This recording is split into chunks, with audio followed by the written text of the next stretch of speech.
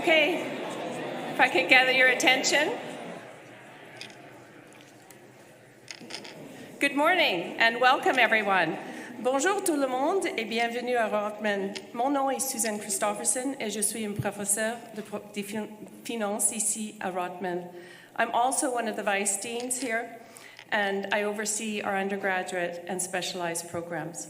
So before starting the day, I wish to take a moment to acknowledge the land on which the University of Toronto operates. For thousands of years, it has been the traditional land of the Huron-Wendat, the Seneca, and most recently, the Mississaugas of the Credit River.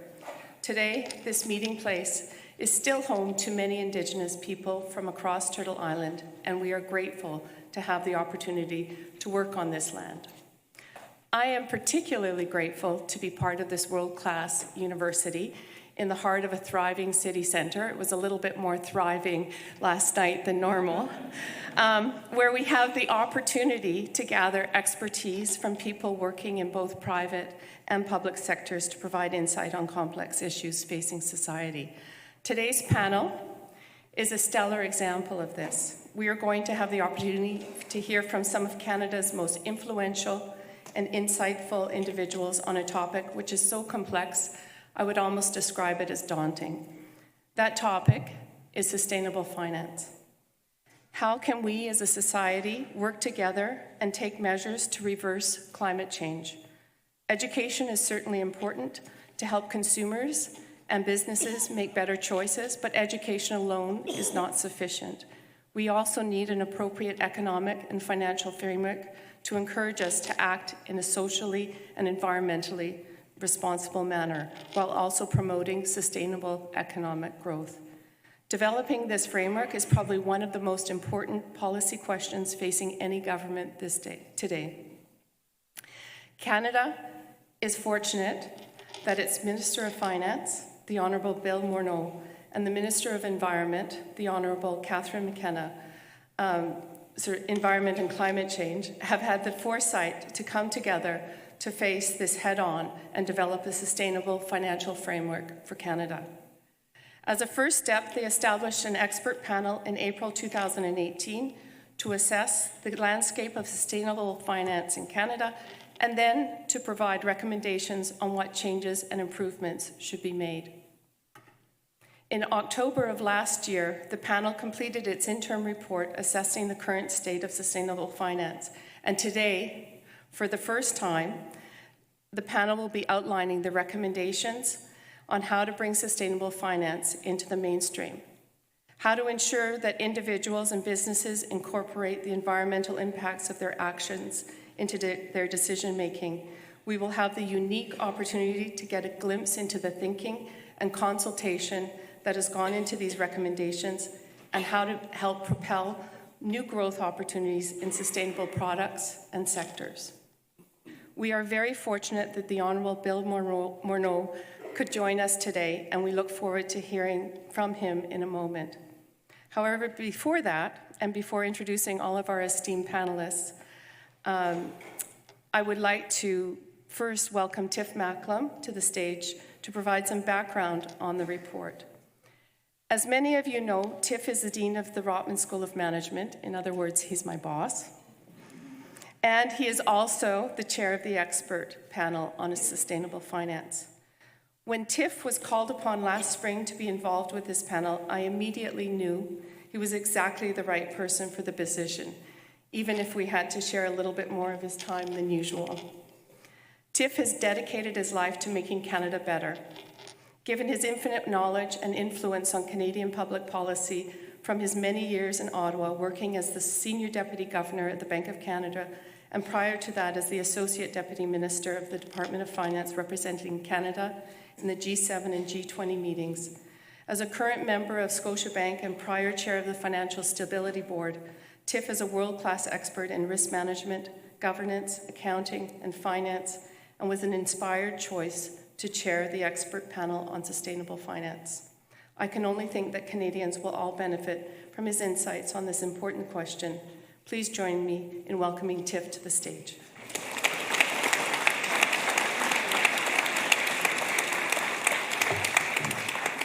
Thank you, Susan. Being Susan's boss is the easiest job I've ever had. So. And thank you, Raptors. Canada loves you. Canada loves to win. What a great night. What a great season. What a great championship. I also want to particularly thank Minister Morneau and Minister McKenna for appointing the expert panel. We're thrilled to have you here today, Minister. I know Minister McKenna also wanted to be here, but as you can see, there's a lot going on and she had to be in Ottawa today. On behalf of all four members of the panel, Minister, it has been a real honor to serve. I'll confess, I'm not sure we were truly experts in sustainable finance when you appointed us. This is a rapidly evolving and pretty new domain. But I want to assure you that we threw ourselves in, and we have been helped and supported by a diverse range of leaders in business, finance, government, academia, and public policy. Peu après notre nomination au printemps de 2018, nous avons commencé à consulter un groupe diversifié de dirigeants et d'experts pour nous aider. Les observations issues de ces consultations ont servi de fondement à notre rapport provisoire publié l'automne dernier. Ce document de travail a servi à faciliter la tenue de consultations ciblées à l'échelle nationale et internationale. Au cours de ces processus, nous avons tenu 11 tables rondes partout au Canada, reçu 57 mémoires et mené des centaines de séances de consultation bilatérales.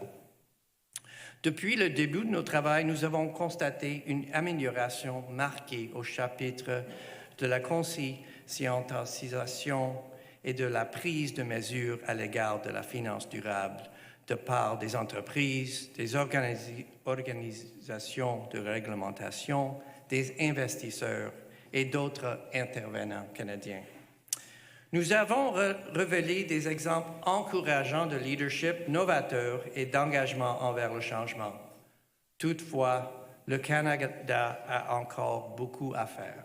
Le présent rapport final, Mobiliser la finance pour une croissance durable, présente une série de recommandations visant à faire le lien entre les objectifs climatiques, les ambitions économiques et les impératifs d'investissement au Canada. We want to thank the many organizations who hosted roundtables, made submissions, and answered our questions. We want to thank the hundreds of people who shared their experience and insight with us. The panel particularly wants to thank our crack Secretariat that supported us through the process. A few of them are here today: Michael Chan, Rachel Molnar, Kelly Nemo, Mark Radley, David Meredith. I know you're here somewhere. Yeah, there you are. You should stand up and get a round of applause. There they are.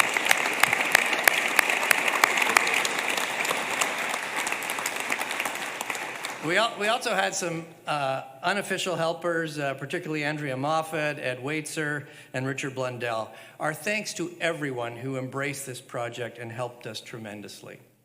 This final report, Mobilizing Finance for Sustainable Growth, lays out a package of recommendations aimed at connecting the dots between Canada's climate objectives, our economic ambitions, and our investment imperatives. It's about mobilizing financial services to deliver the investment, the ingenuity, and the influence needed to secure a sustainable economic future. There are three overarching themes through the report. First, our environmental and economic aspirations need to become one and the same because ultimately they are indivisible. We need to address climate change and live up to our international commitments to deliver our share of the global effort to reduce GHG emissions. But we also need to address climate change to remain competitive in a world that is increasingly concerned about environmental footprint.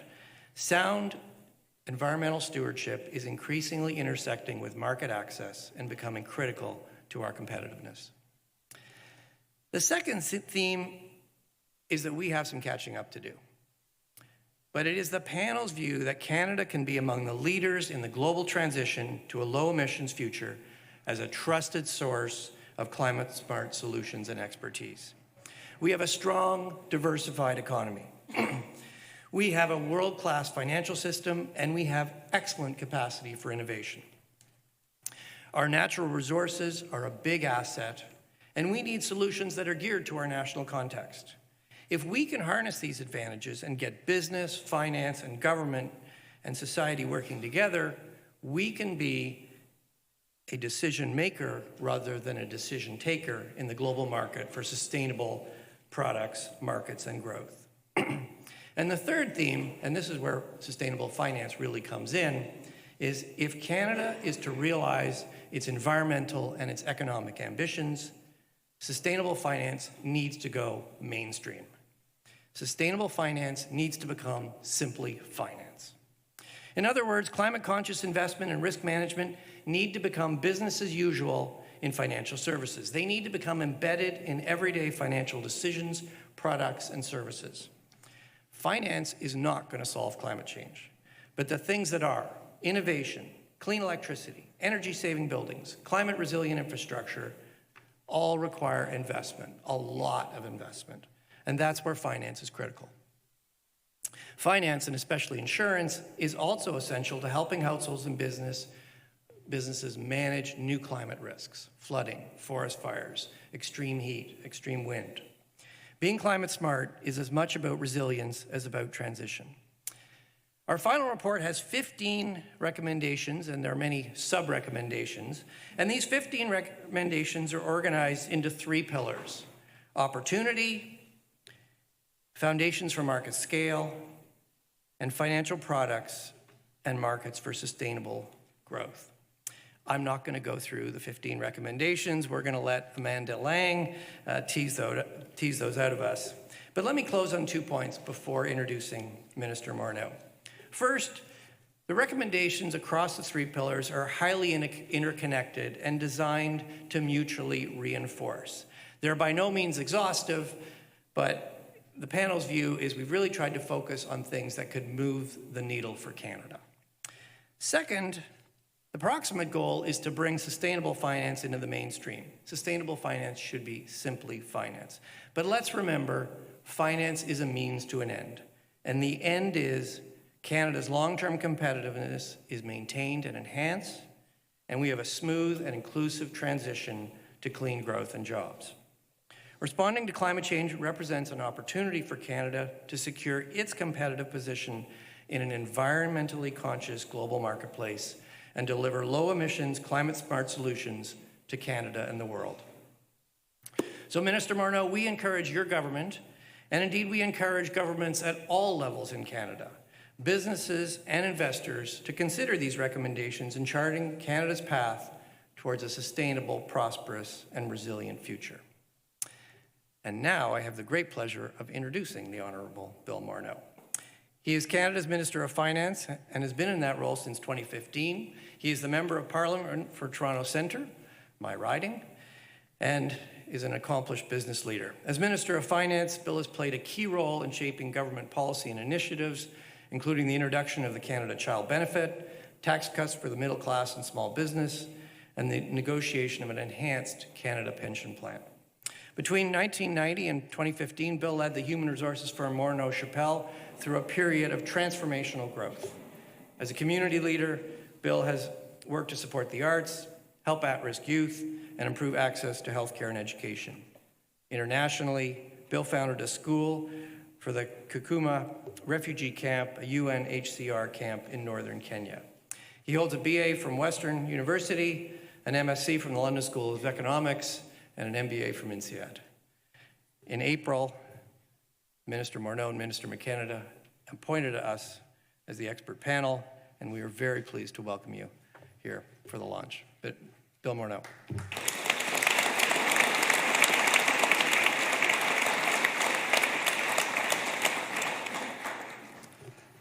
Well, let me start by thanking you, Tiff, for that very kind introduction. I'm sorry I went to INSEAD and not to Rotman School. C'est un grand plaisir d'être ici avec vous ce matin pour un sujet très important pour notre avenir et pour notre économie, bien sûr. It's great to be here this morning. Like most of you, I'm a little bit tired after last night.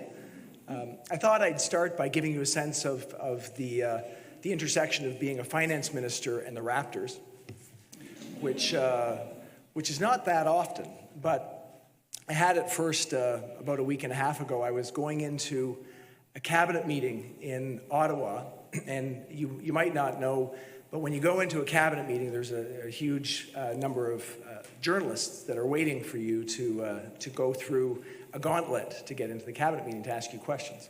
So I was walking through the gauntlet, and the way it works is they ask you, a whole host of different questions, and you're trying to pick out the ones you want to answer. So I had one person ask me about NAFTA, the renegotiation of NAFTA and the ratification process, so I tried to answer that question. I had someone else over here ask me a question about the Trans Mountain Pipeline in French, and I was trying to answer that question as well. I think I had a third question on some sort of tax rates. So you're trying to juggle all these topics and not misspeak, which is a big part of the job. And as I'm walking towards cabinet, someone sort of yelled out behind me, "And what about those Raptors?" So I've still got these other topics in my head, and I'm like, I hope they win. In fact, I hope they conquer the other team. So that was my very eloquent response. So I was mocked online for the next couple days, A, because I didn't know the other team, and B, because I used the word conquer, which is like from the 19th century, right? So what I'm going to do today with my team is we're going to find some social media way to put that up and, do a jujitsu on the fact that I use conquer and Raptors or something to get it back.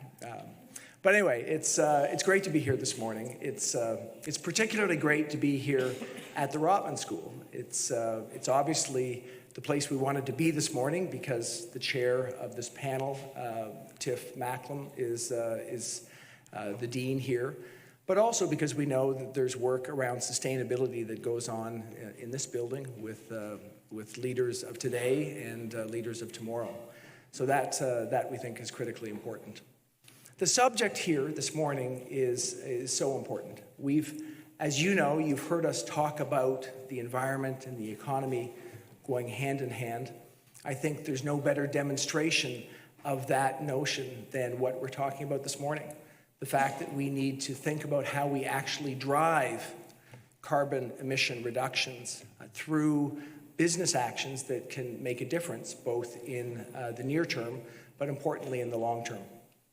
The picture of this issue from my desk is quite different than what I would have imagined when I came into office.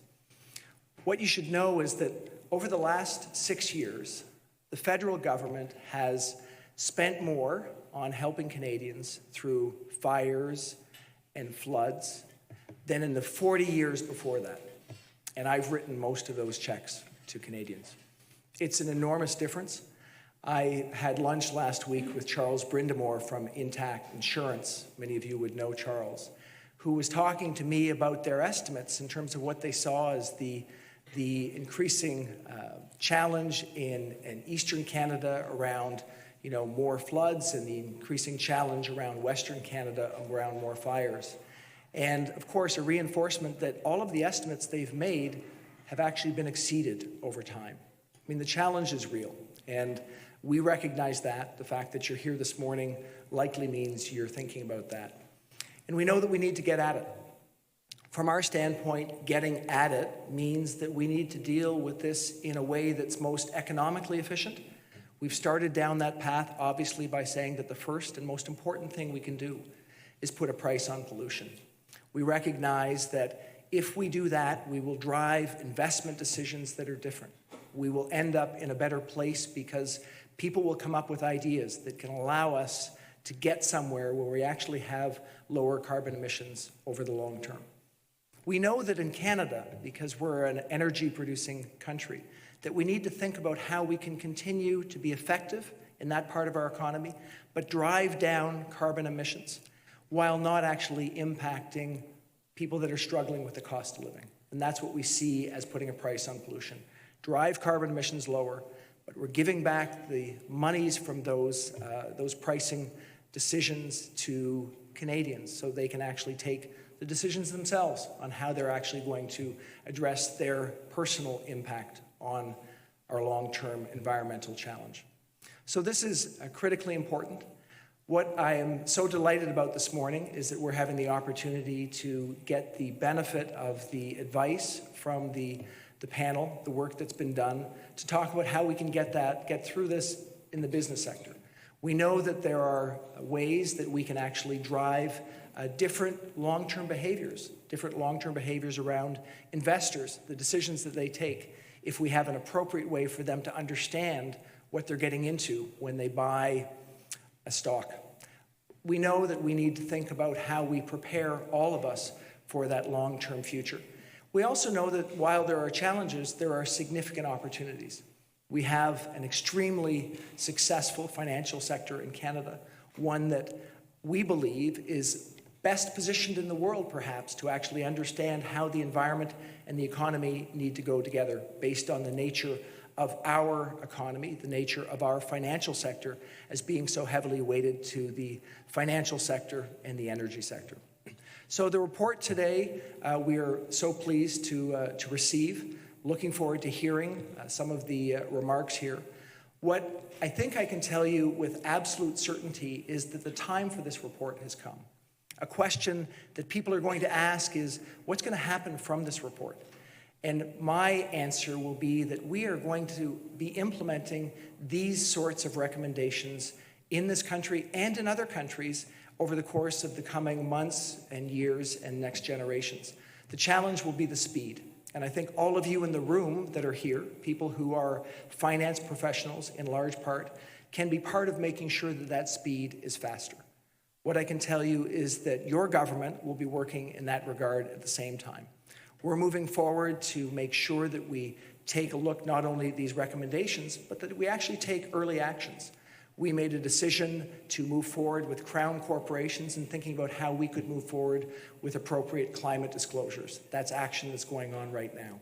We'll be taking a look at these recommendations in order to find a path to move forward in a way that will make a long-term difference. So I'd like to stop there and thank the panel, thank all of the people. I guess Kim's not here, but to thank Tiff and Andy and Barbara for the work that they've done in putting this together. And again, to thank all of you and to encourage you to be part of what we think is an important issue for the future of Canada and for the world. Thank you very much.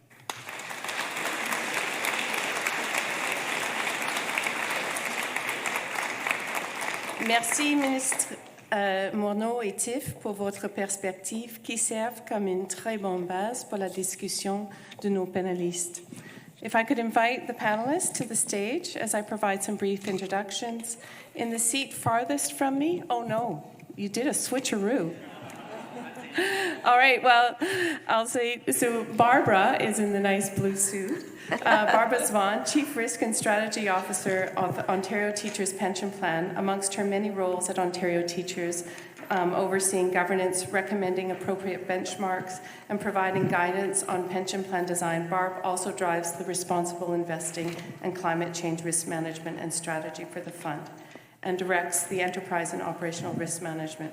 She's an expert in governance, demonstrated through her role on the Canadian Coalition for Good Governance, and she is no stranger to Rotman as chair of our International Centre of Pension Management and the Global Risk Institute. Barb, is wonderful to have you back at Rotman. And to the gentleman at the very far left is Andy Chisholm. Andy serves on the board of the Royal Bank of Canada after spending almost 30 years of his career at Goldman Sachs, where he served as the head and co-head of the Global Financial Institutions Group in both London and New York, and later as senior strategy officer of the firm. Andy serves on several boards focusing on sustainable practices and clean technology, including Evergreen Brickworks and Arcturn Ventures. He chairs the advisory board of the Ivey Business School, and despite that, we're so happy to have you here. So unfortunately, our third panelist, Kim Thomassin, Executive President of Legal Affairs and Secretariat of Caisse de dépôt et placement du Québec, could unfortunately not join us today owing to a temporary health issue, but she does pass on some words of support to her colleagues. C'est avec regret que je dois manquer le lancement du rapport final aujourd'hui. Je suis très fière du travail accompli par le panel d'experts et des recommandations que nous avons colligées dans notre rapport. Ce fut un privilège de travailler sur ce projet avec mes collègues distingués. So, these three talented individuals have been working many long hours together. And I'm excited to have Amanda Lang here, seated closest to me. She's the anchor for Bloomberg TV, and she's going to be moderating today's discussion. She has been covering business news in North America for 20 years and has been on stage here many, many times at Rotman, interviewing some very famous guests, giving terrific talks on her own two best-selling books, The Power of Why, The Beauty of Discomfort. And for the remainder of the morning, Amanda will lead Tiff and there's the fellow panelists in a conversation about this groundbreaking report. I'm hoping we get some time for questions at the end, but I am told we're on a tight schedule, and we will be adjourning at 10:55 this morning. So with that, I'm going to turn the floor over to you, Amanda. Thank you very much, and it is a great pleasure to be here. It's an important subject, and it's one that, as the Finance Minister alluded, we will no longer, in the very near future, talk about sustainable anything. It will just be the economy and business. And I want to start, I'm going to throw it out to Tiff first. I want to know from all of you, you don't agree to do these kinds of things without asking the question, which the Minister alluded to, what's going to happen? Because there are lots of fine reports that are in desk drawers gathering dust. Tiff, it's a lot of work. It's a big subject. Your first recommendation, which we'll get to, is a pretty meaty one. What do you need to see happen now to know you haven't wasted your time? Well, I think certainly our hope is both the federal government, but governments at all levels, and importantly the financial community. Read this carefully.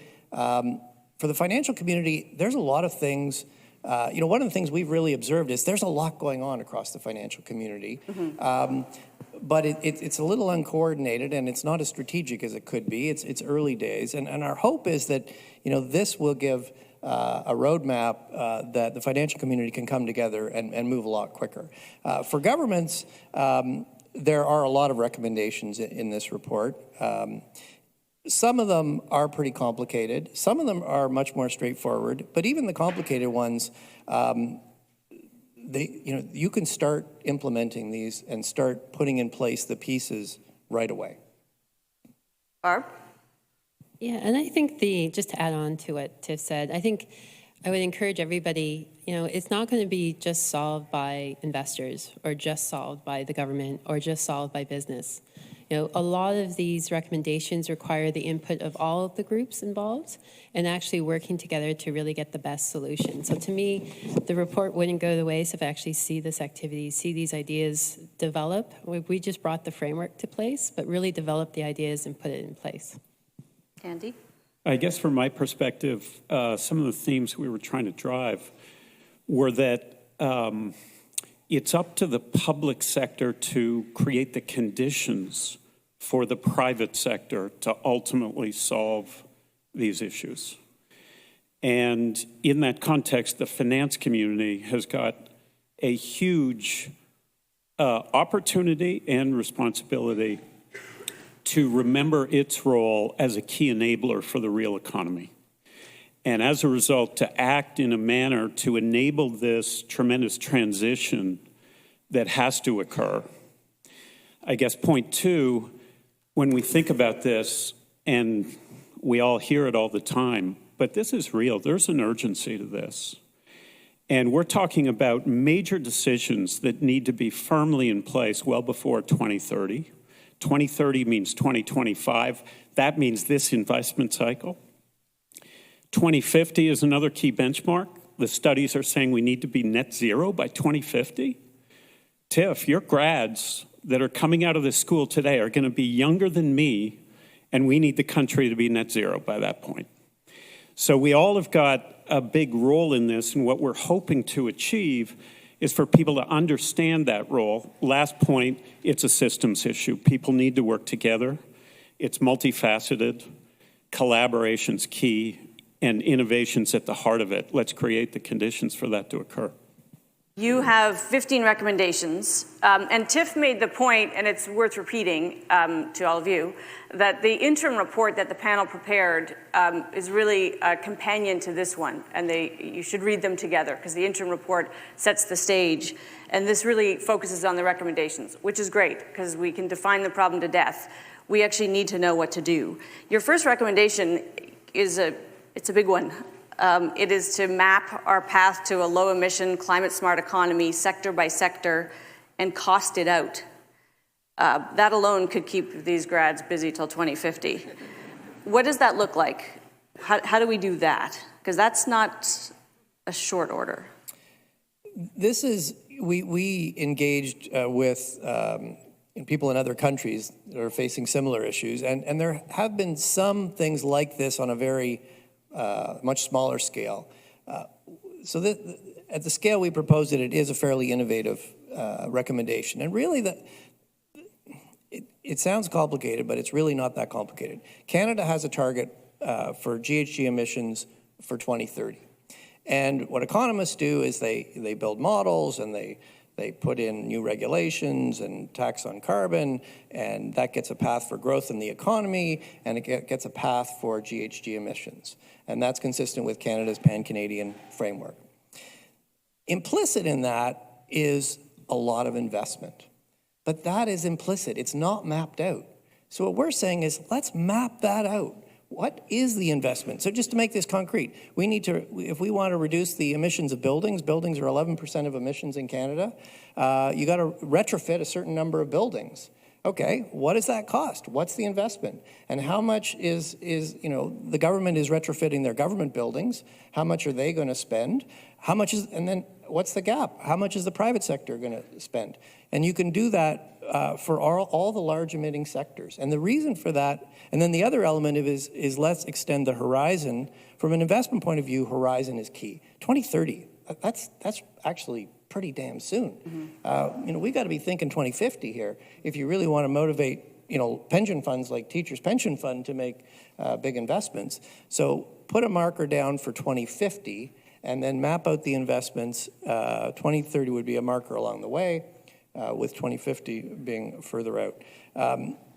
Why is that important? One of the things we could see when we engaged with the financial community is that there's an underappreciation for the scale, the scope, and the size of this market. And I think laying that out, being clear about the size of this opportunity would help bring in the private sector. Because as Andy said, ultimately it's the private sector. The scale of this problem, we've got to get mainstream capital markets engaged. The minister alluded to this. It is no secret that Canada is unique in the world in being a developed nation capable of this transition, but very reliant on natural resources, fossil fuels. Andy, you spent your life in this sector. And I know there's this sense that we can transition, but in the history of actually stopping emissions, it tends to be fairly abrupt. It's not gentle. It works. Acid rain, it works. How does that fit into this? How does your thinking on the fact that we are resource reliant fit in here? We're effectively saying, let's accept this as a reality and embrace this and turn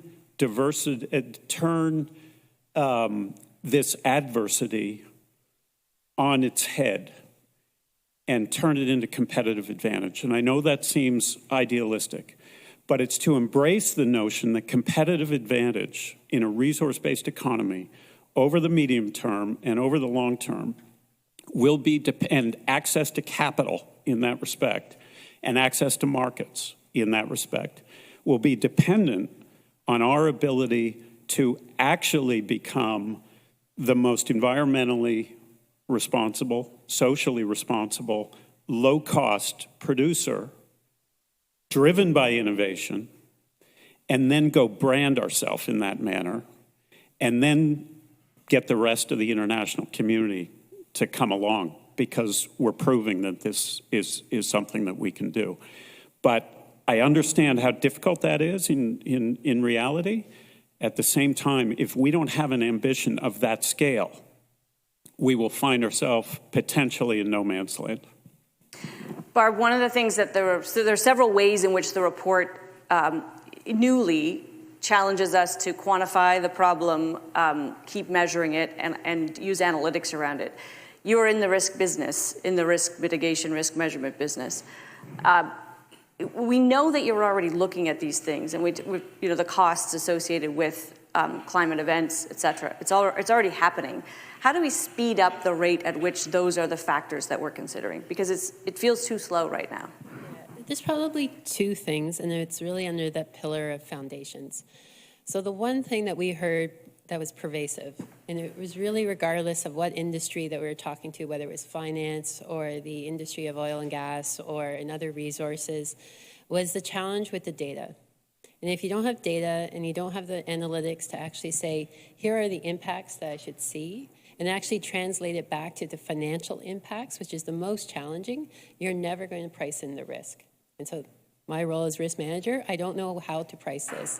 And so there's something that definitely the industry can coalesce around, and what we're recommending that as a group, we can really build out this data and this analytical capability and use the great analytics from all our universities to bring the right group together and really speed that up. The other aspect is disclosure. And then, disclosure is a big deal. Companies say they disclose all the time. We have the Task Force for Climate Financial Disclosures. And, it is a lot of work, and we understand that.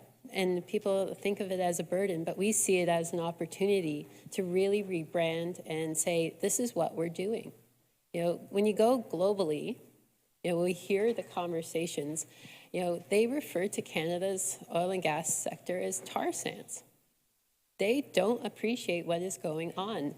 And, when they're asked by their investment councils, what are you doing? They're saying, well, we're divesting out of Canada, right? So I think we have to take that disclosure and really say, how do we implement it? How do we make it doable for companies?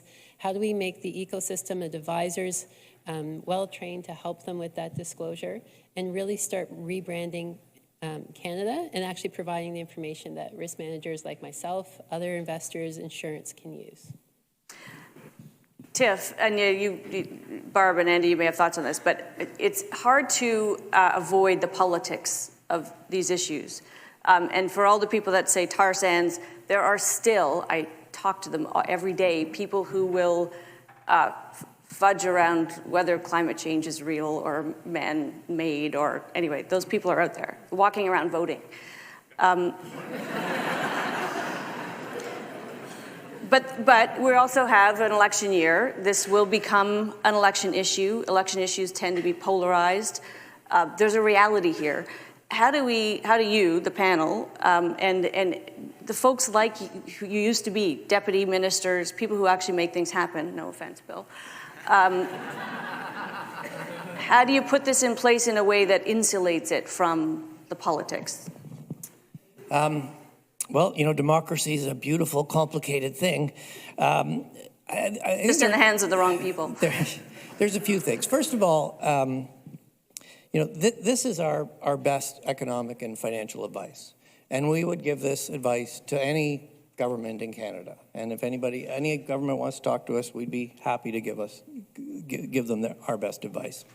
The second thing is, as we've stressed, is fundamentally, it's pretty market-driven here. And it's really the private sector that is going to need to lean into this and do a lot of the heavy lifting. And we've really tried to provide a pathway where the government creates the conditions for the private sector to lean in. So, and as the minister said, it is out there. It's important to do because climate change, it is real. It is the most existential threat we face. We need to deal with it, but it's also important to deal with because increasingly, Canadian businesses we are global traders. We want global market access. We want to be competitive globally. In a world that is increasingly, where households, consumers are increasingly thinking about the environmental footprint of companies, our companies, need to live up to that. And as Barb said, part of that is enhancing disclosure so the world can see what we're actually doing, and it's making the investments. So, I think whatever party is in power, this is a real issue. It's really affecting our competitiveness. It's really affecting our livelihoods, and we need to deal with it. I might just add one small addition to that, which would be, it's pretty clear to us, Canadians want clean growth. That can mean a lot of different things, a lot of different time frames, but Canadians want clean growth. Business wants a medium-term and long-term future. They want to build towards competitive advantage. These things are not hugely contentious, I don't think. The details can be contentious and things can be politicized. But just as Tiff said, now's a time when there are cross-currents and debates and polarization for business to lead and to say, let's just be real. Maybe my only add-on would be, don't assume things will stay still, right? So if you go to the UK and Europe, most people are aware in the room of the enormity of the efforts that are going on there. But don't underestimate, there's a lot of effort in China, there's a lot of effort in Hong Kong and other countries that will actually shape how our industries will be sought at and looked at. So I think, from a market competitiveness point of view and a jobs point of view, people need to keep that in mind. Yeah, and I'm just going to come back on one more thing. When we started this project, many of our peer countries have similar task force. Most of them are a lot bigger. We think we're a small but hopefully mighty group. And one of the things that, it was tempting just to sort of cherry pick the best ideas from all these great international studies. But one of the things that really struck us was Canada's economic reality is a bit different. Very few of these countries have large resource sectors or large oil and gas sectors. And one of the things we spent a lot of time thinking about is, okay, what are the things that are going to really be important for Canada? And so certainly our hope is, that is going to be important in moving this forward. I'm going to open it up to questions in just a minute or two. If there's a microphone, there's a microphone. I guess I want to come back, before we do that, just to this question of speed. There are a lot of recommendations here that are very sensible. There are things like green bonds, encouraging clean tech investment. These are things that are happening already because, as you say, there's a market imperative for it, but the market imperative is slow. So my question and I'll start with you, Barb, but you two also may want to answer, how do you get the pace? How do you get the urgency? Because so far, even though it's recognized by financial people actually get this more than most, they're still moving more slowly than the planet can afford. Yeah, that really led us to, I would say, point everyone to recommendation number 3. And we purposely called it the Sustainable Finance Action Council. And it is really to keep the connection between the private industry and the government who are working on this. And I think, we saw in all our interviews so much energy. And really what was lacking was the scale. And if we think we bring those two groups together, have this private advisory group to help bring the right people to the table, bring the right groups to the table, it's amazing what we've gotten done in a year. Mm-hmm. That if you bring the right leaders, match them with the right government individuals, I think you can get a lot done. The two small things that I would add to that would be, first of all, some of these foundational elements are just going to be key because they're going to drive the behavior that then will cause things to accelerate. And I have no doubt that this is going to be one of those adoption curves where things beget each other over time and they facilitate other things over time. We've seen it in so many other situations. And I think it can occur if we get a number of core foundations moving in the first place. What are they?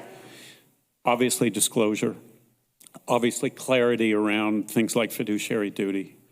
Obviously, a better data set and a sense of investment stewardship that causes people to invest in a manner that's way more climate conscious when they make those investments. And then the second is just echoing what Tiff said. The more that there is an idea, a plan that is out there. That plan is going to be rough. It's going to be high level. It's not going to be precise. It's going to be changed 1,000 times. But if there's an idea, some planning, you're a corporation, you do some medium long-term planning. We need to do that on a appropriate level here, and that is going to identify how far, how fast, how significant these decisions need to be. I can just add. So I'm an economist, so life is simple. I think of everything as either demand or supply. And so Andy talked a lot about these foundational elements. That's key to supply. The other piece in the report is, though, there are some pieces to stimulate demand. And I'll give you one, a very sort of relatively simple, concrete one.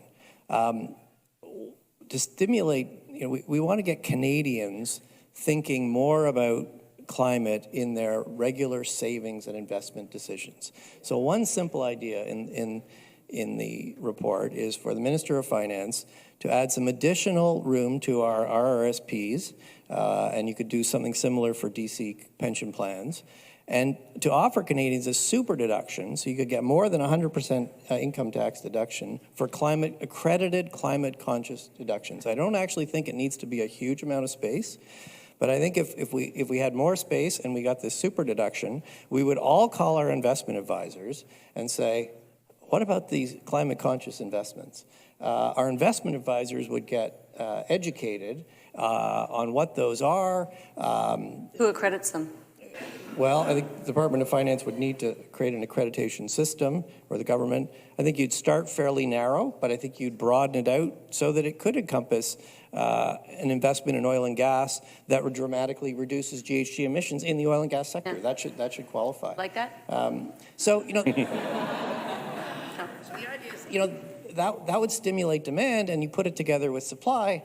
And I'm an economist. Once demand and supply starts moving, economy starts ticking. And you get the average Canadian engaged and feel like they have an impact, which would be great. Do we have a question out here?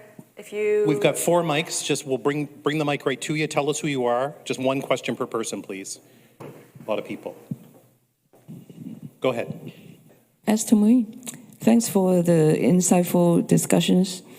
I've been in banking, oil and gas, and credit rating for a long time. I have a question. Like the government is doing all the sustainable financing and climate change is real and we have to make progress. But it seems some of the regulations are not helping our oil and gas or the pipeline infrastructure business to really make a living and to survive, like the Bill 69 and all the rest. And Trans Mountain is one typical example and all the others. So can you shed some light how the government is trying to help the basic business like natural resources to survive so they would have the energy and the resources to deal with climate change and sustainable finance? A point of order, I feel like you're asking a question to somebody who's not on the panel, so I'm going to just, I could redirect it, I suppose. Was that in the mix for you in terms of kind of the regulatory environment that we're in? I assume it was. Well, that was a question for Bill Morneau, and he's over there with no mic. So. I think we viewed that there are a combination of ingredients and factors that need to go together. One is the kind of commitment that I talked about. Another is tremendous support and national support. This should be a national objective for us to be able to thrive in this industry for the longer term, but in a manner that works for the planet and for all of us. And so in order to do that, we need massive innovation. We need regulations that are consistent with that innovation and supportive of that innovation with the objectives that we need. There's no question we need to be able to get product to market. We need disclosure. And again, that notion of turning things on their head, rather than resisting disclosure, we should be embracing it as a means of telling our story, showing our targets, and then proving that we're hitting them. And as a result of a whole combination of things, we believe that that is going to facilitate access to capital, which will then continually facilitate investment in the kind of projects that are necessary and lower the cost of capital going forward. Question? The guy's got the mic, actually. Yep. My name is André Choquet. I work in responsible investment for a large pension plan. You mentioned that Canadians want clean growth, but I think Canadians want to play with others. I was wondering if the panel can address what kind of clout does Canada have to influence trade partners to follow and implement the principles of sustainable investments or sustainable finance? It's a big question. Let me narrow it a little bit. The one thing we do talk a bit about is taxonomies. So in the investment sphere, what exactly is a green bond?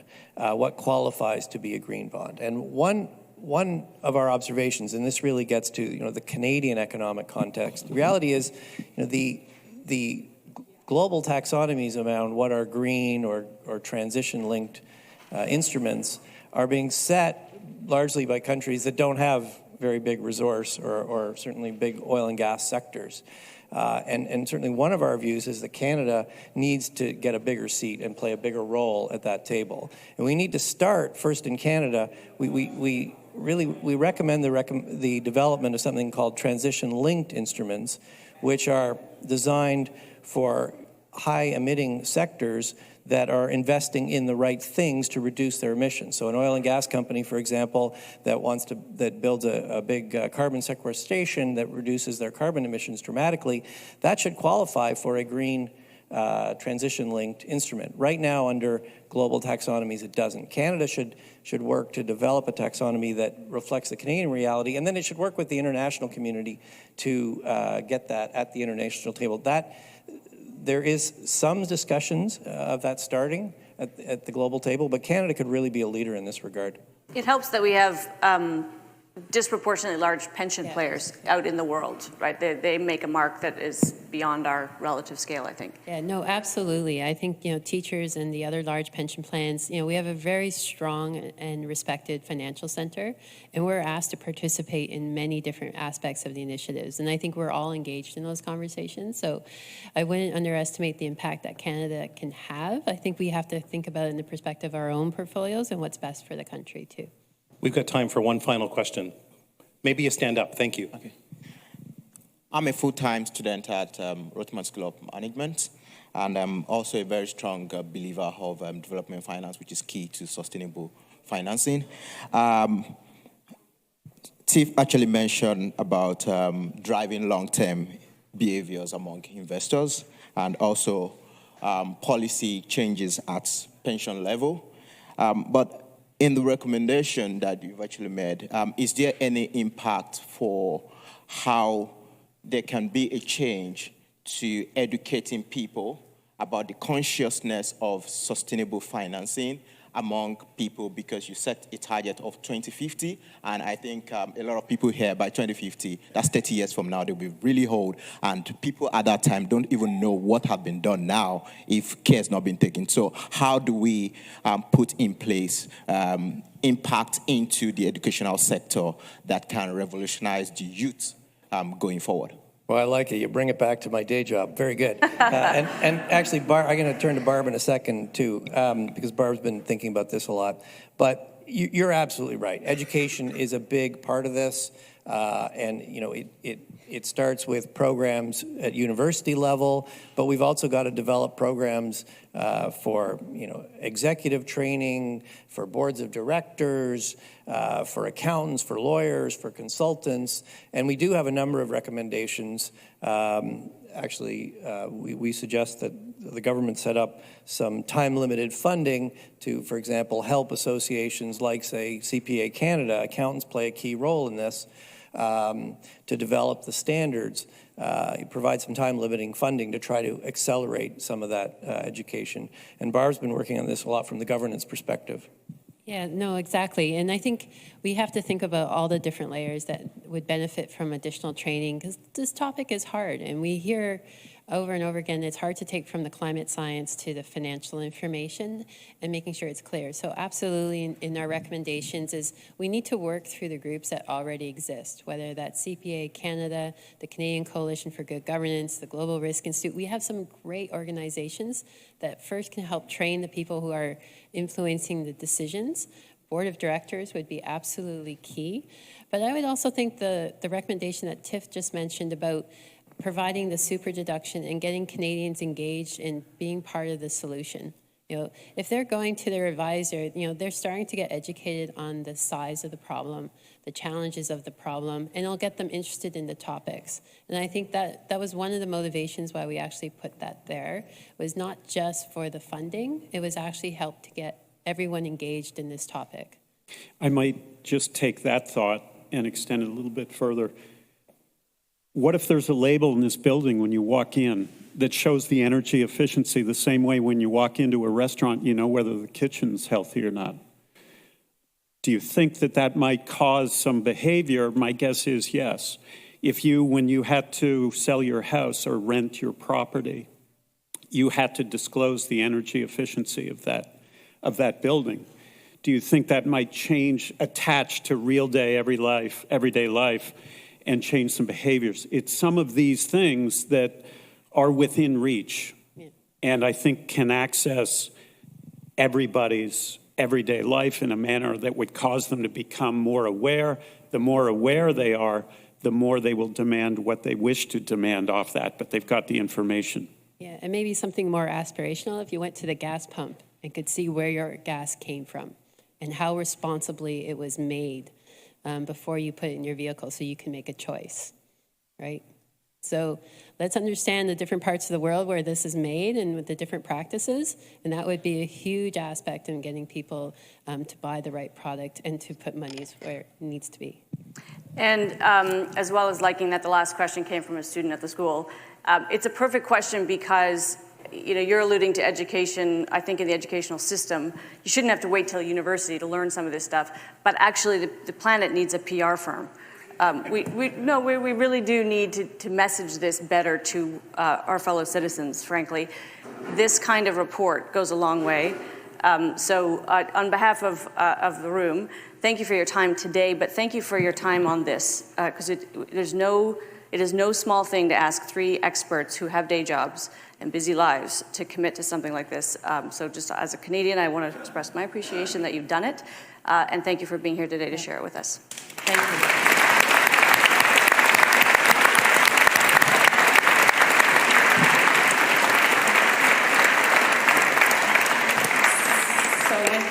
I think that's the closing of the event today. I encourage everyone to go and read the reports and start to take action. Thank you.